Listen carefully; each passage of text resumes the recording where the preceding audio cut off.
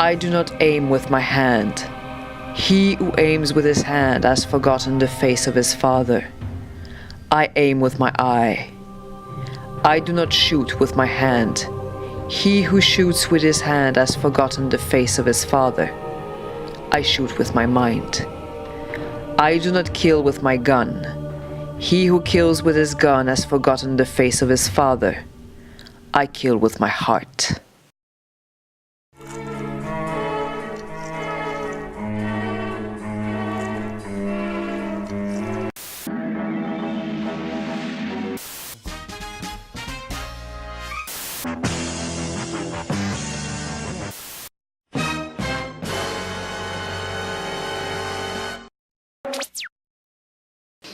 Allô tout le monde, ici Oma et bienvenue dans ma TV. Et oui, je suis allée voir The Dark Tower au cinéma et sans vraiment être déçue, j'ai pas été impressionnée non plus.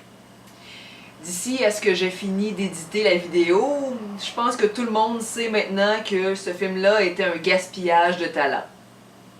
Je m'y attendais, c'est pas la première fois qu'une adaptation de Stephen King est foireuse, mais on a toujours un peu d'espoir que ça réussisse malgré tout. Les acteurs étaient bons.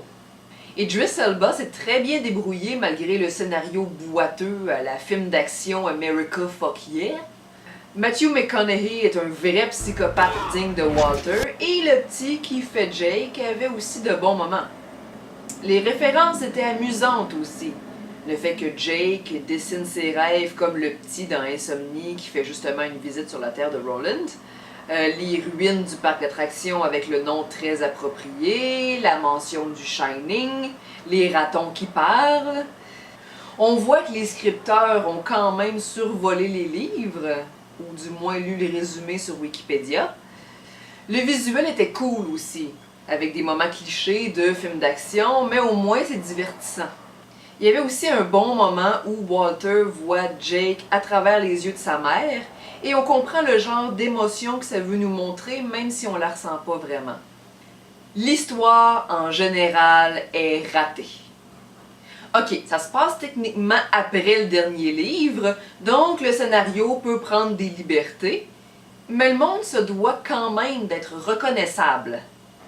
Ce qui fait tenir la tour, c'est un équilibre précaire de technologie d'un monde oublié, rafistolé broche à foin, et de la magie qui est davantage basée sur la manipulation de l'esprit puis sur les monstres que sur des mouvements de main à la Magneto qui font arrêter les balles dans les airs.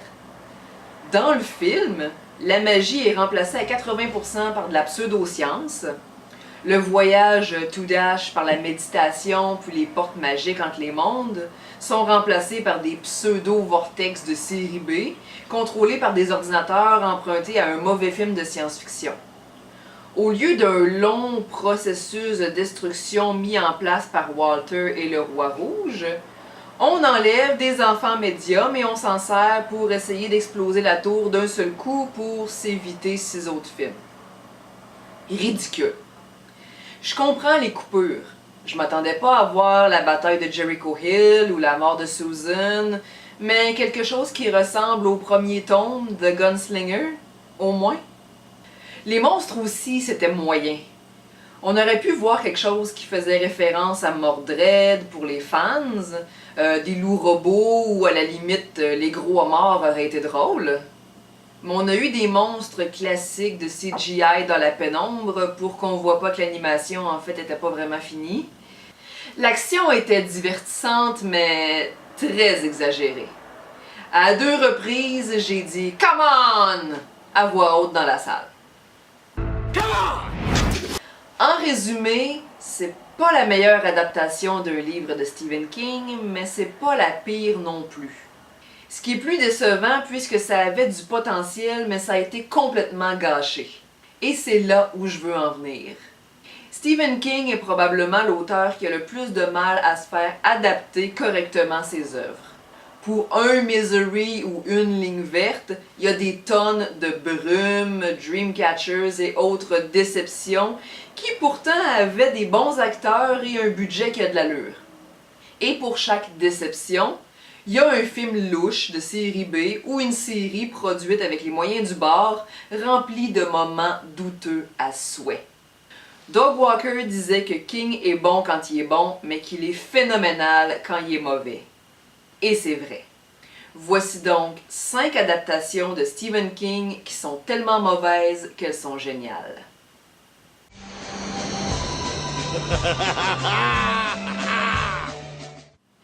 Après une peste qui détruit la majeure partie de la population des États-Unis, une petite communauté de survivants, appelée par une sorte de pouvoir psychique, se regroupe autour d'une espèce de gourou chrétienne, alors que de l'autre côté, une bande de criminels se fait recruter par Randall Flagg pour former sa secte. Randall Flagg se prend pour le diable, mais en réalité, c'est juste une autre identité du Walter de la Tour Sombre. Des thèmes intéressants sont abordés comme la manipulation des masses, la maladie mentale, l'endoctrinement, la croyance en un être suprême et ce qu'on est prêt à faire en son nom. Mais le format de la mini-série, le budget qui était pas mal non existant pour les mini-séries à l'époque, les effets spéciaux d'un ridicule et contradictoire, comme par exemple la main de Dieu qui arrête une exécution à la fin en explosant tout le monde égal. Take us home.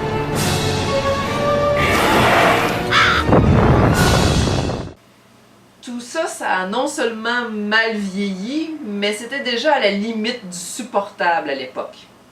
Et quand on pense qu'au départ, c'était prévu d'en faire un film réalisé par George A. Romero, c'est encore plus décevant de voir ça à la place.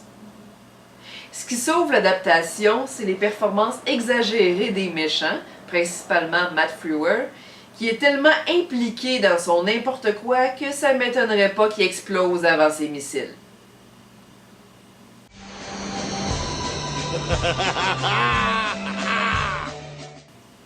Quand Stephen King s'essaie à la science-fiction, ça donne souvent des résultats hilarants.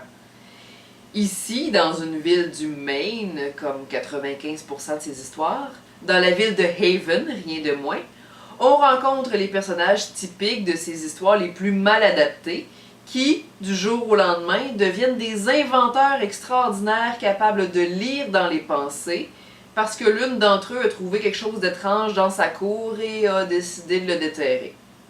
Ceux qui se transforment pas deviennent les victimes de ces super-humains qui sont obsédés à creuser l'artefact étrange.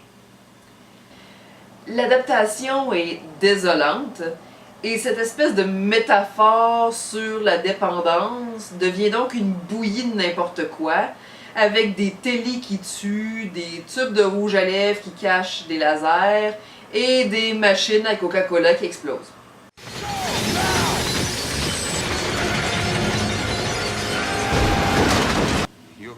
De temps en temps, Jimmy Smith et Mark Helgenberger ont une scène convaincante, ce qui peut expliquer qu'ils ont eu une carrière après ce flop.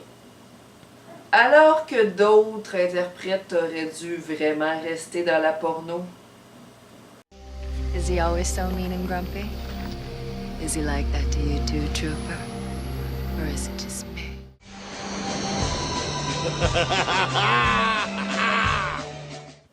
Une idée intéressante, des passagers d'un vol se réveillent pour se rendre compte que la majorité d'entre eux a disparu.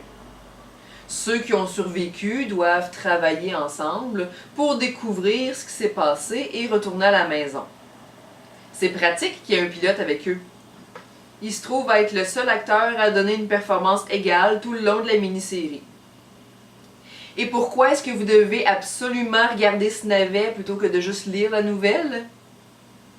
La performance ultra exagérée de Craig Toomey, qui n'a d'égal que celle de son père. Lazy bums who lie down on the job, Craig. The Langoliers get them. They will eat you alive! Alive and screaming! Et bien sûr, les Langoliers eux-mêmes. Ces bébites chronophages étaient censés être des marionnettes, ce qui aurait été rigolo mais super créatif. Mais à la dernière minute, la production a décidé d'utiliser du CGI, ce qui a tué toute la beauté de leur scène. des marionnettes auraient au moins prouvé qu'il y a eu de l'effort dans leur création. À la place, on a les mêmes effets visuels que dans It. Pour sa défense, à l'époque des Langoliers, les séries télé n'avaient pas le budget de production qu'elles ont aujourd'hui. Et c'est souvent pour ça qu'elles n'avaient pas les moyens d'engager plus de 3 ou 4 bons acteurs, et que les effets visuels étaient souvent de la bouette. Mais reste quand même qu'on a droit à l'une des adaptations les plus tata de l'histoire de Stephen King. I lost money for you, and I did it deliberately. I did it deliberately. I did it deliberately.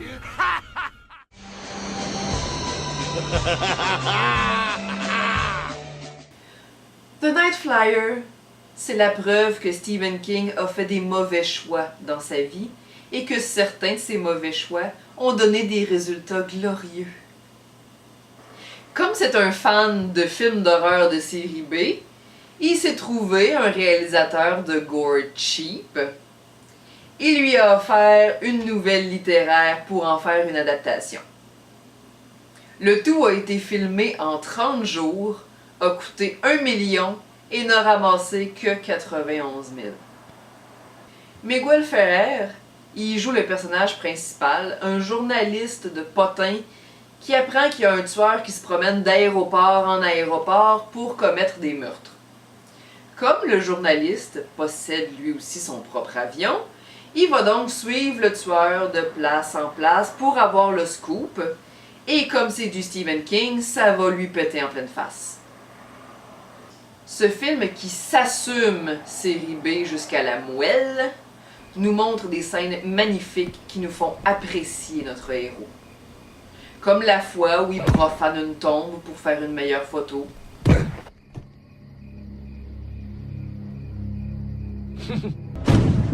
Ou quand il envahit des scènes de crime en se foutant si ça nuit à l'enquête. Ou quand il retourne une victime avec son pied pour prendre une photo de son visage plein de sang. Avec un héros comme ça, on n'a pas vraiment besoin d'un méchant. Oh, et en passant, le méchant c'est un vampire, ce qui fait que la confrontation finale est plutôt rigolote. Je vous compte pas le punch, regardez-le un dimanche pluvieux avec une bonne bouteille de scotch.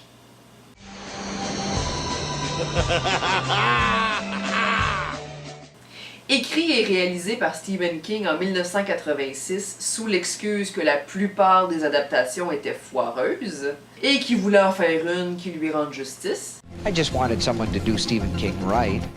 S'il avait su qu'il y en aurait des pires dans les années 90, il aurait probablement fait Maximum Overdrive pareil, puisqu'il a dit plus tard qu'il était sur la coke quand il l'a réalisé. Quand la Terre passe dans la queue d'une comète, la technologie prend vie et se met à attaquer les humains. On a droit à une tondeuse qui tue, une machine à asphalter qui écrase les enfants, une autre distributrice qui tue, mais les personnages principaux sont les camions qui prennent d'assaut une station-service et qui vont menacer de tuer tout le monde si on leur donne pas d'essence. Et ils vont passer la moitié du film à tourner en rond et gaspiller de l'essence pour avoir de l'essence. On a droit aux clichés de personnages typiques de mauvais films. Le born-again hypocrite qui meurt en fait partie. Il y a aussi le redneck qui se défend à coups de lance-roquettes. Et bien sûr, des performances assurées de ruiner la carrière de leurs acteurs.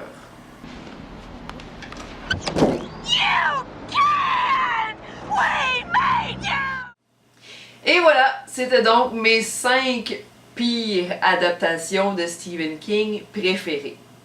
Et vous, est-ce que vous avez votre petit plaisir coupable? Laissez-moi là en commentaire. Ici Oma et merci d'être passé me voir dans ma TV.